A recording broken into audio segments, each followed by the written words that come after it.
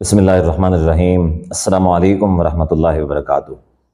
محترم ناظرین، انجینئر محمد علی مرزا کے جو فالوورز ہیں، جو اس کے اسٹوڈنٹ ہیں، وہ اس کو بہت بڑا عالم، بہت بڑا اسلامک اسکالر، اور شاید کہ وہ یہ سمجھتے ہیں کہ دنیا کے اندر انجینئر محمد علی مرزا جیسا کوئی عالم نہیں ہے، بلکہ حقیقت بات یہ ہے کہ عالم تو درکنار، بلکہ انجینئر محمد علی مرزا جو ہے ایک جاہل شخص ہے۔ میں ہمیشہ بہت سارے مقامات پہ اس کی جاہلیت کے کئی سارے حوالے دے چکا ہوں، بہت سارے بیانات کے اندر، لیکن ہوتا یہ ہے کہ اس کے جو سٹوڈنٹس ہیں ہمارے تقریباً یا اکثر و بیشتر بیانات کے اندر کمنٹ میں کہتے ہیں کہ آپ جو ہے نا علم حاصل کر کے آئے، آپ کے پاس علم نہیں ہے، آپ کو دین کی سمجھ نہیں ہے۔ صرف میرے بارے میں نہیں بلکہ جتنے بھی علماء ہیں، انجینئر محمد علی مرزا کا اور اس کے سٹوڈنٹس کا، ان کے بارے میں یہ نظریہ ہے کہ ان کے پاس کوئی علم نہیں ہے، یہ بیچارے بغیر علم کے ہیں۔ تو آج آئیے میں انجینئر محمد علی مرزا کی ایک اور جہالت، ویسے کئی ساری جہالتیں واضح کر چکا ہوں، ایک اور جہالت واضح کرنا جا رہا ہوں۔ آپ ذرا انجینئر علی مرزا سے سنیں کہ وہ کیا کہتا ہے، پھر ہم انشاءاللہ اس کی حقیقت بتاتے ہیں کہ وہ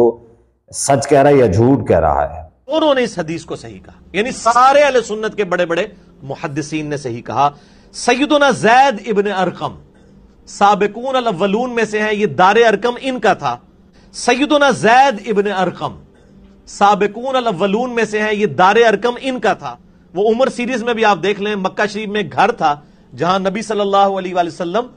دعوت و تبلیغ کا کام کرتے تھے۔ حرم میں تو کافر نہیں آنے دیتے تھے،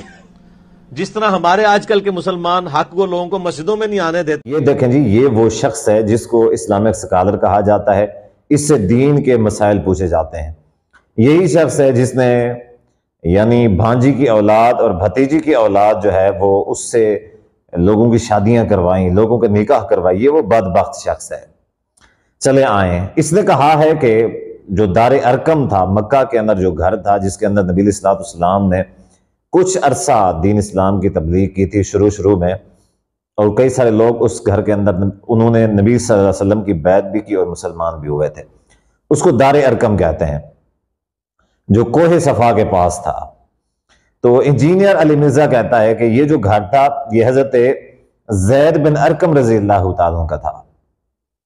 اور ساتھ میں ایک بڑی کہانی، ایک بڑی سٹوری ساتھ میں گھڑتا ہے، پوری سٹوری بناتا ہے اور بڑی ایموشنل سٹوری بناتا ہے۔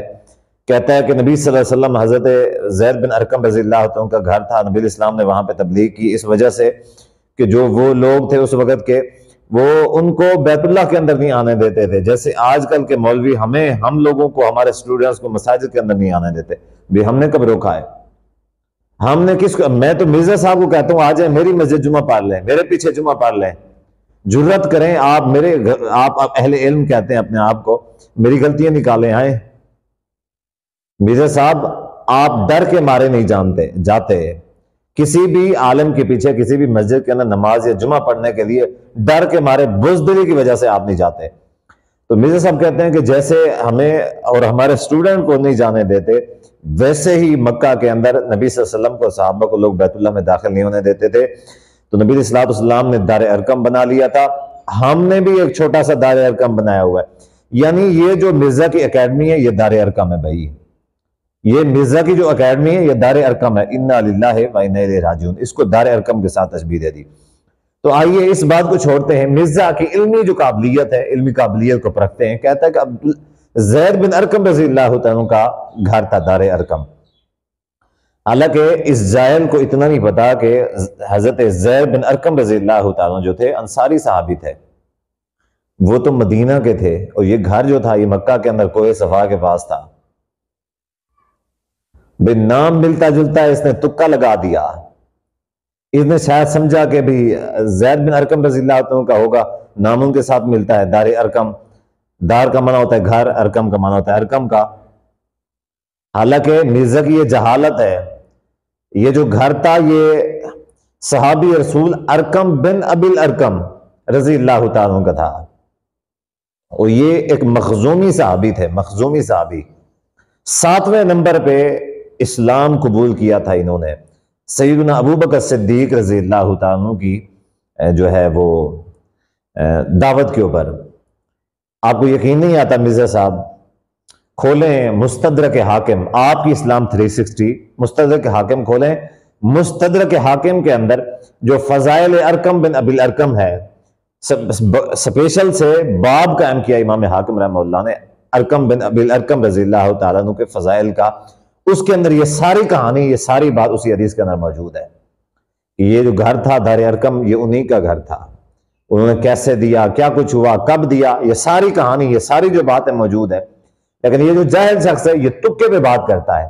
کبھی کیا کرتا ہے، کبھی یہ بھانجی اور بھتیجی کا، بھانجی اور بھتیجوں کا آپس میں نکاح کروانا شروع کر دیتا ہے، بھانجیوں کے ساتھ، بھانجی کی اولاد کے ساتھ، بھتیجیوں کے ساتھ، بھتیجوں کی اولاد کے ساتھ نکاح کرواتا ہے۔ مجھے تو پتہ چلا ہے، میں یہ بات جو مجھے پتہ چلی ہے وہ یہ پتہ چلی ہے کہ اس نے تو کئی سارے اپنے سٹوڈنٹس کے نکاح بھی کروا دیے تھے اس بدبخت نے، پھر بعد میں رجوع کر لیا۔ اب جب پھر بعد میں اس نے رجوع کر لیا، جو اس کے وہ والے سٹوڈنٹ تھے کسی کو منہ دکھانے کے قابل نہیں رہے، مرزا صاحب ہم نے تو آپ نے ہمیں اس نہج پہ کھڑا کر دیا، اب تو ہمیں آپ نے رجوع کر لیا، ہم تو کسی کھاتے میں نہیں گئے۔ اب وہ بیچارے مرزا کو گالیاں دیتے پھر رہے ہیں، مرزا کے ساتھ دشمنیاں نبھاتے پھر رہے ہیں۔ پھر یہ بعد میں مرزا بدبخت کہتا ہے کہ میرے اوپر حملے ہو رہے ہیں، میرے اوپر یہ ہو رہا ہے وہ ہو رہا ہے۔ بھائی وہی لوگ ہیں اور کوئی نہیں کر، ہمیں کیا ہے، ہم کیوں کریں گے بھائی، ہمیں اس چیز کی کیا ضرورت ہے۔ یہ چغلے مار رہا ہے جو اس کو اسلامک سکالر سمجھتے ہیں، جس کو بڑا اہل علم سمجھتے ہیں، اس کی قابلیت جان لیں۔ جس بیچارے کو، جس نے ایک انصاری صحابی کو مکے کے اندر گھر لے کے دیا ہوا ہے، یہ وہ بدبخت ہے۔ تو بہرحال میں یہ بتانا چاہتا ہوں کہ مرزا انجینئر کے اسٹوڈنٹ جو ہے انہوں نے ماننا نہیں ہے، لیکن صرف اور صرف تھوڑی سی ان کی جو ہے ٹھکائی کرنے کے لیے اس طرح کے حقائق جو ہیں وہ بیان کرنا ہمارا فرض بنتا ہے، اور آپ لوگوں کا، اس کے جو اسٹوڈنٹس ہیں ان کے ساتھ اس طرح کی باتیں جو ہے شیئر کرنے کا حق بنتا ہے۔ السلام علیکم ورحمۃ اللہ وبرکاتہ۔